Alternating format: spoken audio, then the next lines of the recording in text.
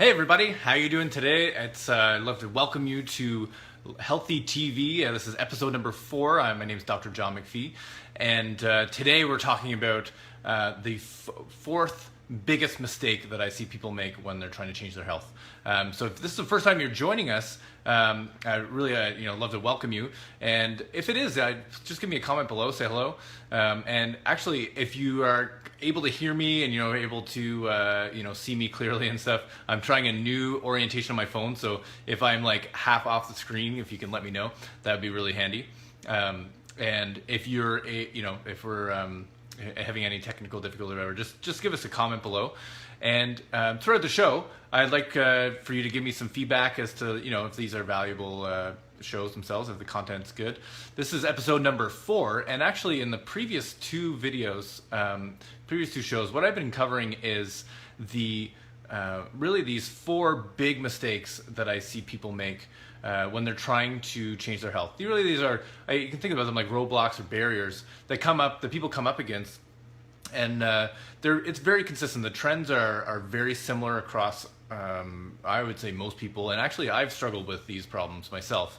And in the first video, we actually talked about numbers 1 and 2, and these are the foundational ones. They're actually, number 1 was creating a health vision, and actually the biggest the problem that people run into is not necessarily thinking through what it is that they're looking for when it comes to their health.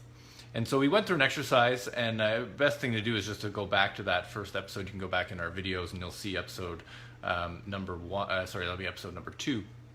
And in there, I go through in detail an exercise that I think is really valuable, essentially coming up with at least 10 things that represent 100% health for you.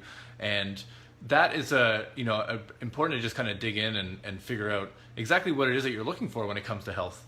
That can be really different depending on the individual, and so it's important that you define that in your terms, and not get caught up in what other people may think is in terms of health. Okay, and it's also, I think, important to get a bit deeper than the superficial goals that we tend to set for ourselves, whether that's a body composition goal, weight loss, or maybe weight gain in some people's in the training environment, and really kind of get into more, I would say, big picture or more long-term health outcomes that you're looking for. So definitely go back to episode number 2 to look through that exercise I go through. Really valuable, one that I go through with all my practice members. And then the second problem kind of extends from that, and that's where people, they may have a general idea of what they're looking for, might not be specific enough, but when it comes down to it, when push comes to shove, they're unable to stick to those goals. And that's often because the why isn't big enough. And so the second problem is that there's not a big enough purpose behind what they're seeking, what they want. So, example, people that may have a, like we talked about, maybe a short-term goal, like a weight loss goal. And perhaps it's really just about, looking better. And that can be a really motivational goal to have. But if the temptations come along and you're unable to really stick to that, it's not the purpose behind it perhaps isn't strong enough or powerful enough. So what you want to do is actually dig in and come up with some real deep reasons why creating health is really important for you. That's I would say that's probably, all these steps are actually super important, but if of all of them, I think developing a really big purpose behind creating health is probably the most important. So step number 1, creating the vision. Step number 2 is creating the purpose that's going to drive you to make that vision a reality. Then last week in episode number 3, we talked about the third biggest mistake. And that simply comes down to, even when people have a clear vision and a big purpose behind it, if they're not on the right path, right? If you're, let's say you want to build a house and you've got this great vision of what you want it to look like, and all the functional aspects of it you've thought through. But if you go to an architect who's not really good at creating plans, or if you try to do it on your own, that would lead you probably down the wrong path. If you didn't have a good plan, and if the plan wasn't oriented to reality, and that meaning like to the reality of the body and what it needs to be healthy, then that's going to really lead you down the wrong path. So that can get really frustrating. So if you've got the wrong plan, it doesn't matter how hard you work at it, it's going to still lead to failure. Okay, so step number 3 to kind of overcome that problem was to really, at first, really go back to what you're looking for, the vision that you're looking for, and then come up with some action steps that you know are important in order to achieve that goal. And the goal, the exercise for that from last week was really just to come up with some objective action steps that you can do. And now today, what we're going through is the fourth, and I would say the most common barrier that people come up against, and this is not taking action, or I think probably the more specific is not understanding that action is required over a period of time, and preferably your entire life. Okay, and so often what the trap that people fall into is this very short cycle of change, and I think maybe based on the media that we're exposed to, all the short-term, quick fix kind of solutions that are thrown at us all the time, different, let's say it's like weight loss solutions, or maybe it's like detox solutions that are all really based around short-term, right? 30-day challenges. Those are really valuable to get you motivated, inspired to take, to make a change. But ultimately, when it comes to creating health, action is required consistently over time, and the longer period of time that you apply those action steps, assuming they're the correct ones, the more results you're going to get. Okay, the better health outcomes you're going to achieve. And it's quite frustrating, I would say, a bit sad to sit back and watch people who, they go through the first 3 steps. They decide what they want, they have a big purpose, whether that's, typically based around their family. So they know, yes, this is, I want to create health because I want to, watch my kids grow up. I want to be able to play with my grandkids. I want to live to 100. I want to, achieve all these, bucket list goals in my life. So the vision and the purpose are there. They come see us, they get help to create a plan. And then when it comes to taking action, it just really starts to fall apart because life is busy, stressful. We all have habits in place that may not be the best habits to move us toward health. And so we, over and over again see people that just fall off track, and they, even if they have the best plan, best intentions, following through on that plan can be the most challenging. And what this comes down to really is establishing really good habits around health. So we just think about them as healthy habits. And I think one thing to kind of recognize about habits is that your life is full of habits right now. And whether you think about it or not, even if they're unhealthy, they're not moving you toward what you want. If I'm, go to bed every night at midnight, and before I go to bed, I eat a bar of chocolate. I have a big habit created around eating a bar of chocolate and going to bed at midnight. And in order to change that habit, I really need to first decide what am I going to replace it with, and then really have a set of outcomes that I'm looking for. This is really to keep you on track. And so I think the best thing to do in terms of coming up with the best set of action steps for you to start with is to go back to last week's exercise and just pick out a couple. One, I just suggest starting with one.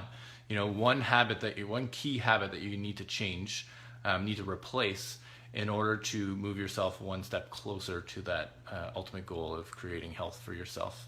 And so, for someone, maybe if we go all the way back to the beginning, and perhaps in the vision, let's say it's to have more energy. So to wake up every day feeling energized. And the purpose behind that is that, let's say this is me. So my goal, part of my vision is to wake up every day feeling energized. The purpose behind that is to so that I can go, serve my community in my practice at 100%. And then the plan that I have set aside for that is, to live my life by design, but in particular to go to bed, right? To get 8 hours of quality sleep every night. And so the action step for me would be, I need to be in bed by 9:30, okay, so that I can fall asleep by 10 o'clock. So the habit, if I'm not in the habit of going to bed at 9:30, then I really need to, if I want to make that vision a reality, I need to put in place a change to that habit of going to bed at midnight, like I mentioned before. So really, it's about just kind of working backward and figuring out, okay, what habits do you need to change, and then putting in place a new healthy habit, and then locking that in. It takes about 21 to 30 days, depending on who you talk to change a habit. You need to do it consistently. Things that relate to your health, the good thing is that usually if you're consistent, within 30 days, you typically will start to notice changes, and they're usually pretty powerful changes, and that will help to motivate you to stick to it, okay, and then to take on another habit. So I like to break it down into just like taking it one step at a time and looking at this, vision that you've created for yourself. That's maybe a multi-year path for you. It might take you 5-7 years to create that vision of your health. And so, don't be afraid to map it out and allow yourself the time so that you can achieve all those different aspects of your health vision. So in order to help you with this, I think just based on the time of the year and what's accessible to us, next month, actually in the practice, we are going to be running a challenge. So just talking about 30-day challenges. And every month we actually have a new challenge. This month, in the month of August, is a Eat by Design month, which means all the conversations and the practice are typically centered around things relating to nutrition, food, fueling the body. And Eat by Design seminar is actually hosted, will be next Wednesday night. So comment below if you have any questions about, if you don't know what I mean when I say Eat by Design. I'm happy to hop on after the call, and I'll explain a bit more. But the challenge for next month is actually is to eat veggies with every meal. So every meal of the day, I want you to have a few veggies. And I think this is a perfect time of year to host this kind of challenge, because certainly in Ottawa, there are markets all over the place. It's I think there's maybe like 19 farmers markets that happen every week in Ottawa. So there's tons of fresh produce coming out. August is always the best month because it's when all the greens and all the root vegetables start to show up, and just delicious local foods, super healthy. A little tip: if you're buying local veggies, that's probably the best, like the highest nutrient dense foods that you can be buying, because the nutrient density in vegetables and fruit start to decay as soon as they're picked. So you want to be consuming them as soon as possible once they're picked. So local foods, the farmers that I buy off of at the markets in Ottawa here, they're usually picked either the same day or the day before. Okay, so that I know that I'm getting maximum nutrient value. So challenge is veggies with every meal. I encourage you to stick to that. Do that for 30 days. That's a super easy action step, and your body will benefit hugely by all that nutrient dense foods that you're consuming.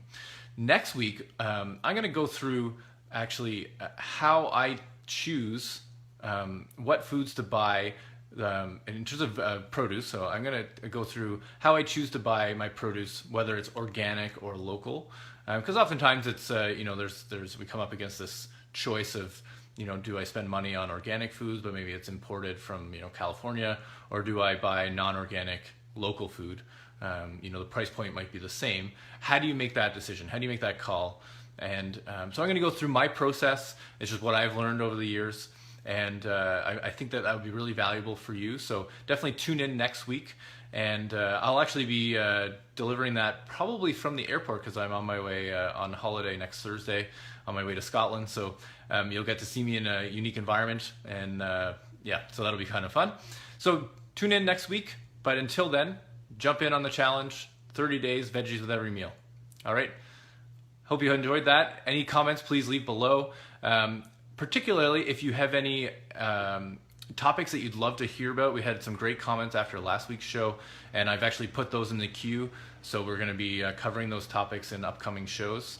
A lot of, over the next month, I'll be focusing in on nutrition, food, and topics related to that. So if you have any questions or challenges, things that you're struggling with, put them in the comments below, or if you feel more comfortable, send me a private message, and I'll put them in the queue, and we'll address those questions. If I don't know the answer, I'm going to look it up. Okay, I have enough self-esteem to know that I know what I know and know what I don't know, and so I'm always happy to do the research. Then we both learn, which is awesome. So with that, I'll close up here, and we'll all connect next week. This has been Healthy TV. Take care.